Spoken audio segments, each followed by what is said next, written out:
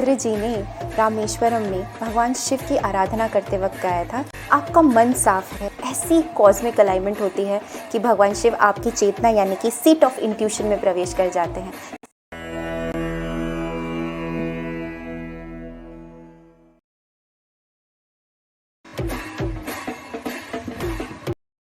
महाशिवरात्रि पर क्या करें?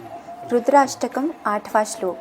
न जानामि योगं जपमेव पूजा न तोहं सदा सर्वदा शम्भुतुभ्यं जराजन्म दुःखोऽधिताताप्यमानं प्रभु पाहि यापन्न मामीश शंभु। ये रामचंद्र जी ने रामेश्वरम में भगवान शिव की आराधना करते वक्त गाया था। तो वो रावण से युद्ध करने वाले थे उससे पहले।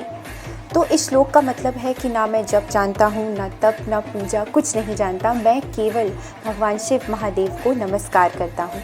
मैं उस शिव शंभु को नमस्कार करता हूँ जो जन्म से लेकर बुढ़ापे तक आने वाले सभी संसारिक कष्टों को दूर करने वाले हैं। तो महाशिवरात्रि पर आपको क्या करना है? आप कुछ भी करिए, एक चीज़ ज़रूर करिए, वो है कंप्लीट सरेंडर, आत्मसमर्पण।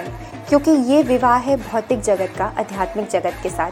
आप सोच नहीं सकते, अगर आप मन से कृतज्ञ भाव से भगवान शिव की आराधना करते हैं, उनका ध्यान करते हैं, आपका मन साफ है। ऐसी कॉस्मिक अलाइनमेंट होती है कि भगवान शिव आपकी चेतना यानी कि सीट ऑफ इंट्यूशन में प्रवेश कर जाते हैं। सीट ऑफ इंट्यूशन में भगवान शिव का प्रवेश करना यानी कि आप सच में भक्ति को जान पाएंगे। ये वो रात है जब आपको बहुत ज़्यादा प्रयास करने की ज़रूरत नहीं है, आपको सिर्फ शांत रहने की ज़रूरत है। लेकिन रिचुअल्स में कहीं आप ये ना भूल जाएं कि आपको कृतज्ञता के भाव में आना है।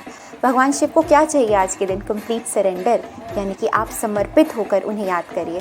यूं ही भगवान शिव को भोलेनाथ नहीं कहा जाता। अगर वीडियो पसंद आई तो लाइक करिए, और अगर आप ध्यान के बारे में और ज़्यादा जानना चाहते हैं तो स्किप करिए महाशिवरात्रि पार्ट 2 पर।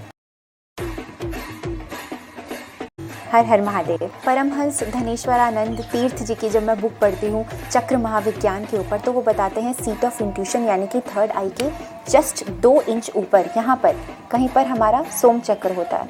देखिए कुछ इस तरह से, ओके। तो यहाँ पे वो त्रिकुटी मंडल भी कहते हैं इसे। त्रिकुटी मंडल पे कहते हैं हनुमान जी पहरेदार हैं, और ये चक्र जिसका जागृत होता है, दिस इज़ अ माइनर चक्र, वो हमेशा कंटेंटमेंट पे रहते हैं। हमेशा एक तरह का ना उन्हें अमृत पान मिलता रहता है। तो आप महाशिवरात्रि पर क्या करें? अगर आप ध्यान योग में हैं, ध्यान साधना में हैं, ध्यान या योग का मतलब एक ही होता है, दोनों एक दूसरे के बिना अधूरे हैं।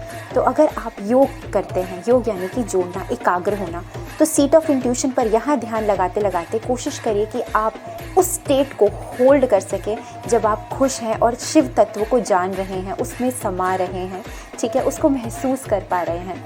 बहुत सारे योगी जो होते हैं वो अपनी आज्ञा चक्र यानी कि अजना चक्र या सीट ऑफ इंट्यूशन पर ध्यान लगाते लगाते उस फेज पर पहुंच जाते हैं जब उनको वो हमेशा अमृत पान यानी कि रसा महसूस होता है, दैट फीलिंग ऑफ कंटेंटमेंट, ठीक है। कुछ भी हो जाए कुछ फ़र्क नहीं पड़ता उनको। ध्यान योग दोनों ही साथ में करते हैं। वो खेचरी मुद्रा के साथ इसे प्रैक्टिस करते हैं। उससे क्या होता है कि ध्यान जो है वो और ज़्यादा लगता है। इसको प्रैक्टिस करते करते आप आंख बंद करके भगवान शिव में विलीन होने की कोशिश करें। You have to hold that state. तो आप महाशिवरात्रि में ये प्रैक्टिस अगर करते हैं जो मैं करने वाली हूँ, तो आई एम श्योर आपको बहुत अच्छे रिजल्ट्स मिलेंगे, ठीक है। लेकिन आपके अंदर एक भाव होना चाहिए विच इज़ ऑफ समर्पण, ठीक है।